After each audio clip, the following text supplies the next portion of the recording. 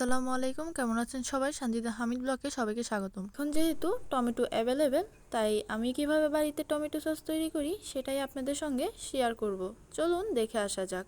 প্রথমে আমি একটা কড়াইতে টমেটোগুলো সিদ্ধ করার জন্য দিয়ে দিব। এর সঙ্গে দিয়ে দিব পেঁয়াজ কুচি, রসুন, আদা, দারুচিনি এবং শুকনা মরিচ। কম পরিমাণের পানি দিয়ে টমেটোটা সিদ্ধ করতে বসিয়ে দিলাম। টমেটো বেশি হওয়ার কারণে আমি কিন্তু পাত্রটা চেঞ্জ করে নিলাম। ঢাকনাটা উল্টে দেখব টমেটোটা কতটুকু হয়ে এসেছে। টমেটোগুলো কিন্তু ভালো করে সিদ্ধ করে নিতে হবে, তাই আমি আর একটু নেড়ে চেড়ে ঢাকনা দিয়ে দিব, যাতে টমেটোগুলো আরো কিছুক্ষণ সিদ্ধ হয়। কিছুক্ষণ পরে ঢাকনা উঠিয়ে দেখি টমেটোটা কিন্তু পুরোপুরি সিদ্ধ হয়ে এসেছে। এবার একটু নেড়ে চেড়ে নামিয়ে নিব। টমেটোটা কিন্তু ভালো করে ঠান্ডা করে নিয়েছি, এখন হচ্ছে ব্লেন্ড করার পালা। টমেটোগুলো কিন্তু ভালোভাবে মিহি করে নিতে হবে। আমিও কিন্তু ভালোভাবে মিহি করে নিলাম। এখন হচ্ছে একটা চালুনির সাহায্যে চেলে নিব।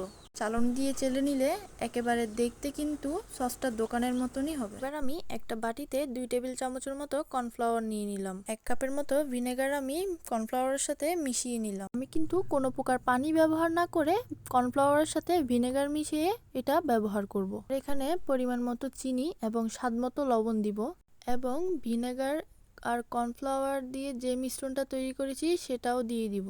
এবার সবকিছু একসঙ্গে নেড়ে চেড়ে মিশিয়ে নিব। এগুলো কিন্তু অনবরত নাড়তে হবে, নয়তো ফুটে উঠবে আর নিচে দিয়ে লেগে যাওয়ার সম্ভাবনা থাকে।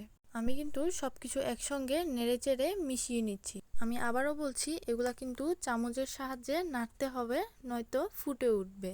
আমার সসটা কিন্তু হয়ে এসেছে। এবার চেক করে নেওয়ার পালা।